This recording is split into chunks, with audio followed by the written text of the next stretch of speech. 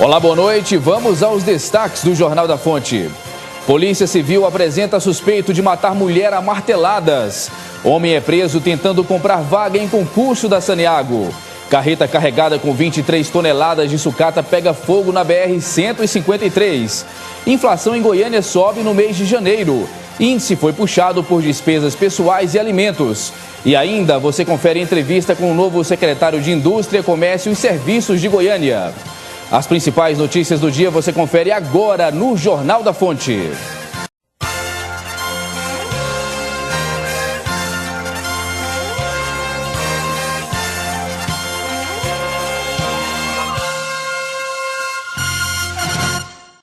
Polícia apresenta suspeito de tentar compra de vaga em concurso da Saneago preso em flagrante.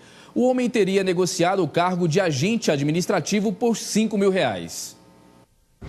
O concursando Flederico Andrade Cavalcante, de 20 anos, é funcionário contratado do Banco do Brasil e tentava uma vaga na Saneago.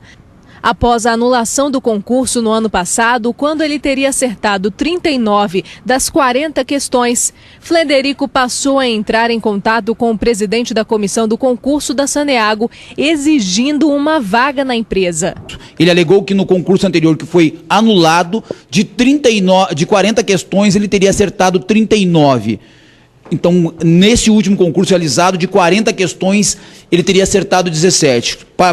Teria batido o desespero, então ele pegou, fez contatos por e-mail e passou a exigir. Nos e-mails apresentados como prova, Flederico exigia uma vaga no concurso e dizia que tudo poderia ser feito por debaixo dos panos. Em algumas anotações pessoais e nos e-mails, o acusado revela que teria provas de que uma vaga no concurso teria sido vendida por R$30 mil. Nós pedimos ao presidente da comissão que registrasse a ocorrência na delegacia. O 8º distrito entrou na investigação e ontem culminou com a prisão em flagrante, quando ele foi até a Saneago, no escritório, para finalizar essa aprovação dele, onde ele oferece R$5 mil pela vaga. O advogado, que não autorizou a divulgação do rosto do seu cliente, disse que o rapaz sofre de depressão. Quando o concurso foi anulado, ele relatou que ele entrou em depressão e a gente tem provas que serão juntadas no processo desse remédio controlado que ele passou a tomar. E aí, quando ele fez o outro concurso e que ele não saiu tão bem, ele me informou que ele passou a fazer uso abusivo dessas medicações, de modo que ele passou a ingerir 5, 10 medicamentos que deveriam ser ingeridos só um por dia, ele passou a ingerir vários, mas em matéria de defesa vai ser solicitada a realização de um exame de sanidade mental para a gente atestar se no momento do fato ele tinha ou não a capacidade volitiva, a capacidade de discernimento de se era errado ou não. Por corrupção ativa, Flederico pode pegar de 2 a 12 anos de prisão. O FGTS é um direito constitucional garantido pela Consolidação das Leis do Trabalho, a CLT. São regidos pelas leis e a novidade agora é que o cálculo da correção do FGTS está defasado desde 1999. Por isso, os parentes de falecidos que tinham conta do FGTS também podem pedir correção. Para falar mais sobre o caso, nós conversamos agora com o advogado trabalhista Fabrício Barcelos. Boa noite, doutor. É um prazer recebê-lo aqui. Muito obrigado pelo convite mais uma vez. Pois é, um assunto novo, polêmico, e tudo começou no Rio Grande do Sul, doutor? Exatamente. Tudo começou com uma decisão inovatória no Rio Grande do Sul, em um caso isolado. Nós temos, na verdade, aí um caso novo em cima do outro, na verdade, seguido do outro, Exato. né? Porque... Após essa primeira decisão, surgiram casos e mais casos com julgados positivos. E além dessa questão, entra o direito também da família de algum falecido que tenha direito ao FGTS. Como que funciona esse processo? Exatamente. Quem tem FGTS a partir do ano de 1999, do mês de janeiro, pode procurar seu representante jurídico para que proponha uma ação pedindo a correção do índice aplicado monetariamente durante todo esse período. E no caso dos parentes falecidos, qual o grau de parentesco das pessoas que podem requerer esse benefício? O Código Civil determina que são os parentes diretos, inicialmente esposas, maridos, filhos, mães, tá? A gente precisa observar a ordem sucessória caso a caso. Agora, doutor, a gente imagina, o caso é muito novo e a gente imagina assim que vai ser uma queda de braço incessante entre governo federal, entre a justiça. Como é que o senhor, como advogado especializado na área trabalhista, tem visto essas ações? Com certeza haverá um volume muito grande de ações. Inclusive, o judiciário já começou a se prontificar e foi protocolada uma ação coletiva no próprio Rio Grande do Sul para que o efeito dessa decisão se estenda a todos, tá? Então, a gente aguarda aí uma decisão para saber como é que isso vai acontecer. O senhor orienta o nosso espectador em Goiânia, em Goiás ou em todo o Brasil que nos acompanha via satélite a acalmar, verificar como que vai ser o resultado da justiça com relação a isso? Ou o senhor já orienta essas pessoas a entrarem de imediato? Os resultados têm sido positivos perante o judiciário. Existem alguns casos de negativa de revisão, mas a maioria tem sido positivo, tá? Então, a gente orienta a procurar um profissional da área e avaliar, caso a caso, a situação e a conveniência de propositura de uma ação. E existe alguma possibilidade de que, caso a pessoa perca essa ação, dependendo de onde essa ação é dada a entrada da ação, dela pagar os honorários do advogado que representa o governo federal? Existe a possibilidade, sim, de honorários de sucumbência. Por isso que a gente fala em uma análise caso a caso. Porque, em alguns casos, é pedido o auxílio, o benefício da justiça gratuita, onde os honorários são pagos pela própria União e a parte não paga custas nem honorários sucumbenciais. O senhor acredita que... como é que tem esse caso aí? Já chegou ao Supremo Tribunal Federal? Especificamente relativo ao FGTS, ainda há julgamento nas primeiras instâncias. O fator originário dessas ações foi um julgamento de inconstitucionalidade da aplicação da taxa TR, que é a mesma que atualiza monetariamente o FGTS, em uma ação de precatórios. Daí foi a origem das ações do FGTS. Isso tem alguma coisa a ver com correção ao longo desses anos, desde 1999, com a inflação, ou apenas com essas taxas que o senhor acabou de falar? Tem sim. O judiciário, nessa ação de precatórios, entendeu que a TR não era uma taxa que remunerava adequadamente as correções monetárias aplicadas e julgou procedente a aplicação de novos índices, de outros índices. O senhor já tem alguma ação de cliente seu na justiça, doutor, com relação a essa alteração? Essas ações são novas, tá? Estão iniciando os trâmites e já foram protocoladas algumas, mas em sede preliminar não há decisão, não há nenhum andamento processual significativo até o momento. Como que funciona o trâmite legal? A pessoa entra aqui em Goiânia, existe a possibilidade de isso ir para algum tribunal de Brasília? Certamente, até por se tratar de uma demanda contra um membro da União Federal, um ente federado, esse recurso será levado a instâncias superiores.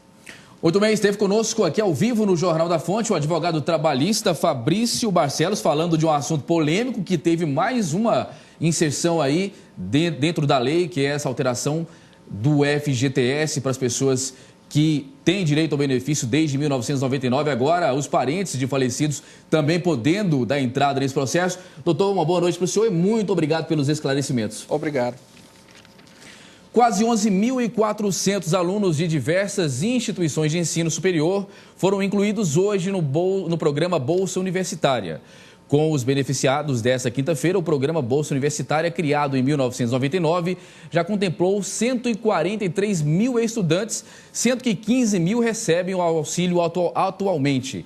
Dos novos bolsistas, 10.360 receberam a bolsa parcial e 1.000 foram contemplados com a bolsa integral destinada a estudantes cuja família tem renda bruta mensal de até 3 salários mínimos. A partir desta sexta-feira, dia 7, a OVG estará com novas inscrições para oferecer mais 8.000 bolsas do programa. Uma carreta carregada com 23 toneladas de sucata pegou fogo na BR-153. O acidente aconteceu na tarde de hoje, no quilômetro 574 da rodovia, cerca de 70 quilômetros de Goiânia, próximo ao município de Professor Jamil. O motorista de 63 anos diz ter ouvido um barulho na traseira do veículo, que logo em seguida tombou para o acostamento e pegou fogo. O corpo de bombeiros foi acionado. 2 unidades da corporação foram deslocadas para atender a ocorrência. O condutor, que não teve ferimentos, foi submetido ao teste do bafômetro e foi constatado que ele não estava sob efeito de álcool. Esta foi a 5ª ocorrência de acidentes nesta semana em que veículos foram queimados, segundo a Polícia Rodoviária Federal de Goiás. A Ordem dos Advogados do Brasil, Seccional Goiás, esteve hoje no Complexo Prisional de Aparecida de Goiânia. O relatório final da inspeção ainda vai ser divulgado no próximo dia 13, mas, a princípio, o presidente da OAB, Henrique Tiburcio, constatou superlotação nas celas. O presídio Oderni Guimarães possui 70 vagas, ou melhor dizendo, 700 vagas, mas abriga mais de 1.400 reeducandos. O secretário estadual de Administração Penitenciária e Justiça, Edemundo Dias, reconhece os problemas existentes no sistema, mas lembra que os trabalhos de melhoria são constantes. A inflação de Goiânia no primeiro mês de 2014 registrou índice de 1,13%, puxado principalmente por alimentos, educação, despesas pessoais e transportes. A variação positiva de 1,13% em janeiro já era anunciada pelo Instituto Mauro Borges, que apresenta os indicadores econômicos em Goiânia. O grupo da educação teve variação de 6,83%, a alimentação 1,08%, despesas pessoais 3,08% e transportes com 1,15%. As matrículas do início do ano, o aumento de todos os combustíveis, a influência sazonal e o reajuste do salário mínimo responderam juntos por 90% do índice do mês, com 1,02 ponto percentual do impacto. Primeiro é o grupo de educação, né? É o mês onde que tem o reajuste das mensalidades escolares, de material escolar. O outro aumento pontual que nós temos, que é no grupo de despesas pessoais, é o reajuste do salário mínimo, né? Apesar de que esse ano houve um reajuste baixo, né? Mais baixo do que os últimos anos, um reajuste na casa de 6,5%. Uma terceira ocorrência de janeiro é alguns produtos alimentícios, né, ficarem mais elevados em razão da sazonalidade do período, da entre-safra, né? Então nós tivemos, por exemplo, frutas, hortaliças, todas com preços mais elevados. Para aliviar o bolso das famílias goianienses, o feijão carioca, o leite, o pão francês e o arroz tiveram os preços reduzidos. Só não pesou mais, né, porque houve aí um alívio no bolso do consumidor, porque 2 produtos de consumo diário tiveram queda de preço, que é o feijão carioca e o leite, né? Todos aí em torno, na casa de 5% mais baratos, né? Nós encontramos no comércio goianiense esses 2 produtos importantes, né, do nosso consumo. A expectativa para o mês de fevereiro é que o índice de preços ao consumidor fique abaixo de 1,13%. Nós estamos vivendo agora, né, uma espécie de estiagem, ou seja, as chuvas não estão sendo suficientes e isso deve prejudicar o cultivo de algum produto, né, e pressionar um pouco o índice, mas a gente imagina um índice bem mais baixo do que esse de janeiro. E o baixo volume de chuvas nos últimos meses prejudicou lavouras do estado. A Federação da Agricultura e Pecuária de Goiás tem uma previsão de queda para a produção da safra de verão. A Federação da Agricultura e Pecuária de Goiás estima que as perdas na produção podem chegar a 15% na safra de verão, o que representa 1 bilhão e 300 milhões de reais. O problema ocorre na região sul e centro-sul do estado, ocupando mais de 75% da área plantada no verão em Goiás. A soja foi a mais prejudicada. A estimativa da cultura da safra em 2014 era de mais de 90 milhões e meio de toneladas.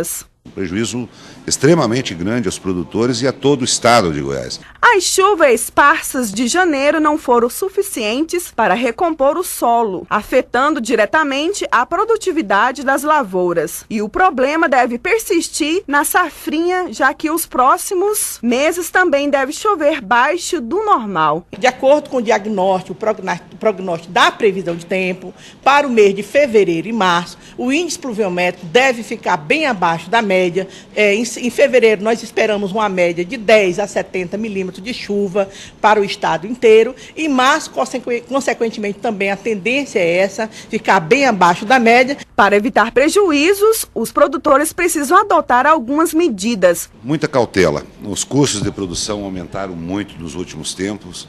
Nesses últimos anos, novas pragas estão atacando as lavouras. Ele tem que observar todas essas variáveis para que ele possa, se não acertar tudo, pelo menos tentar errar o mínimo possível na questão do custo da produção, na questão da climatologia, da nossa previsão meteorológica, para que ele não possa não amargar esses prejuízos sozinho.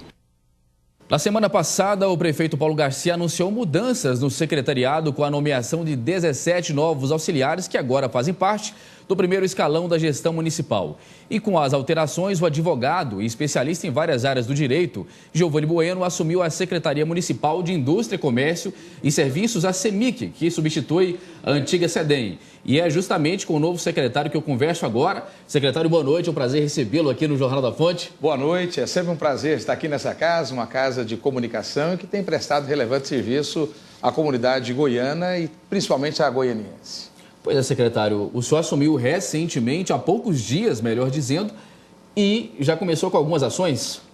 Ações muito profundas dentro da sociedade goianiense, todas elas idealizadas por essa atuação, por essa gestão de Paulo Garcia.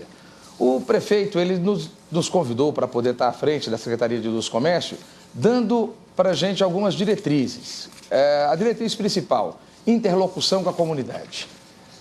Outra diretriz importante que o Dr. Paulo tem falado para o seu secretariado: eficiência, eficácia, rapidez, fazer o exaurimento das demandas. Tanto é que lá na CEMIC, por exemplo, nós tínhamos lá uma quantidade de 14 mil processos de microempresas para soltar e essa demanda já baixou para 1.000. Nós fizemos agora a implantação do RedeSim, que é aquela rede que faz a simplificação da regularização das microempresas. Nós estamos em todos os aspectos, não só a minha secretaria, de todos os outros secretários, buscando atender essa perspectiva do governo municipal que o Dr. Paulo tem trabalhado conosco, de agilidade e competência. Doutor Giovanni, só para que o nosso espectador entenda melhor, qual que é o papel da sua secretaria? A minha secretaria, ela é de Indústria e Comércio, voltada aos estabelecimentos a regularização do desenvolvimento econômico da sociedade goianiense. Só que como ela é herdeira do SEDEM, como você mesmo lembrou, nós também cuidamos de toda essa parte de permissionários de mercados, do centro de abastecimento, o CEPAL, as feiras de todas as espécies aqui da cidade de Goiânia, bem também os trabalhos de quiosques e também os trabalhos de ambulante, que é hoje a face principal da nossa cidade. Você veja bem, 63% hoje da atividade econômica, ela é de Goiânia, ela é gerida em cima de prestação de serviço e comércio. Então, é uma secretaria que mexe profundamente dessa população de 1.333.000 habitantes, que é a 12ª em população de Goiânia. Quer dizer, não é fácil, é complicado. E a nossa secretaria, ela tem essa incumbência, a incumbência de organizar, de regularizar, de emitir os alvarás de funcionamento e assim por diante. O senhor falou em feira, né? Falou em ambulantes, inclusive teve recentemente uma ação em uma feira do centro de Goiânia, não é isso? No estabelecimento, camelódromo? Não é uma ação, essas ações, deixa eu explicar uma coisa para você. Essas ações que estão acontecendo hoje, ela não é uma ação específica que aconteceu no camelódromo, não. O prefeito Paulo Garcia, ele juntou todo o secretariado, montou todo um sistema de ação imediata e integrada de todas as secretarias. E nós estamos em várias frentes de ação de trabalho por toda Goiânia. Então, por exemplo, agora nós estávamos ali na Vila Santo Hilário.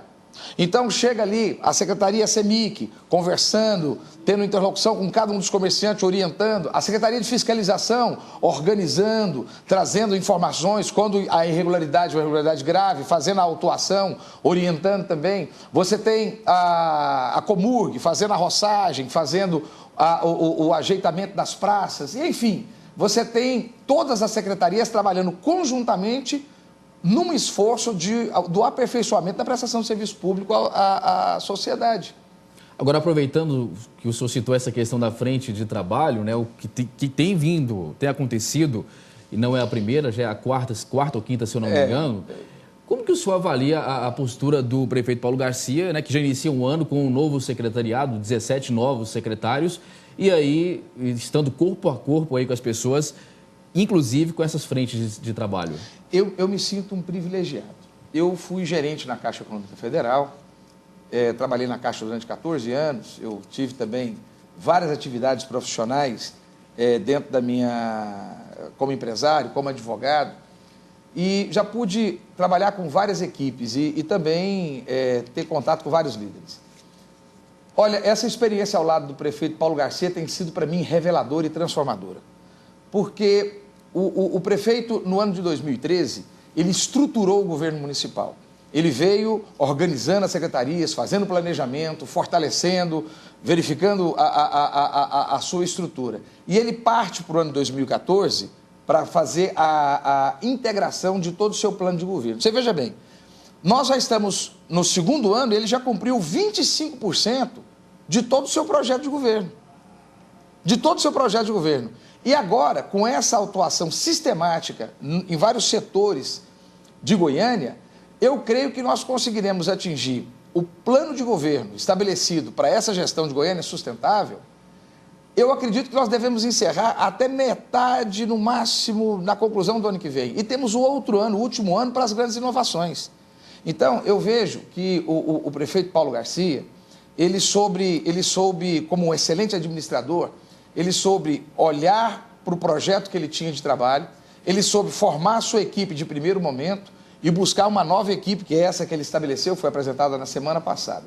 Eu realmente estou participando de uma experiência diferenciada na minha vida. O senhor falou sobre a questão da gestão sustentável do prefeito Paulo Garcia, que inclusive foi um dos pontos fortes da campanha política dele. Exatamente. De que maneira que a CEMIC pode contribuir para uma gestão sustentável aqui na Prefeitura de Goiânia? Nós tivemos agora, recente, inclusive eu quero aqui de público, né, elogiar a equipe da primeira semana, da primeira gestão do prefeito, na pessoa do Zé Geraldo, e dizer o seguinte: a CEMIC se organizou para acelerar as liberações, principalmente para micro e pequena empresa. A CEMIC, ela tem ido a todos os postos de abastecimento e tem feito a sua parceria com o feirante, com o permissionário, para que ele possa ter uma condição melhor de trabalho, com mais higiene e mais acelerado. A CEMIC, ela tem também um projeto enorme de estabelecer o polo industrial de Goiânia, ampliando ainda mais a nossa capacidade de gerar emprego. Goiânia hoje, ela já é a 7ª cidade do Brasil em geração de emprego. Nós queremos estar entre as primeiras. Muito bem, esteve conosco aqui no Jornal da Fonte o secretário da CEMIC, Giovanni Bueno. Secretário, o senhor que é especialista na área do direito, tem várias especializações, é comentarista político também, e agora assume esse desafio. Uma boa sorte para o senhor. Muito obrigado. Tenha muito êxito.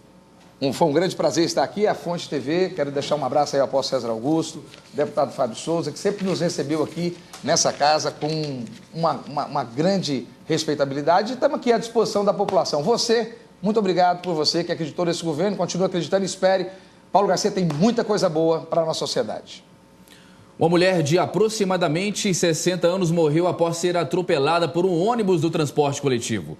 O acidente aconteceu agora há pouco na Rua 90, no setor Marista, em Goiânia, e, segundo informações dos bombeiros, a corporação tentou reanimar a vítima, mas sem sucesso, em decorrência dos ferimentos graves. É uma pena, né? O Jornal da Fonte termina aqui, nós voltamos amanhã. Na sequência, você fica com o programa Na Marca do Pênalti. O melhor dessa noite para você e até lá.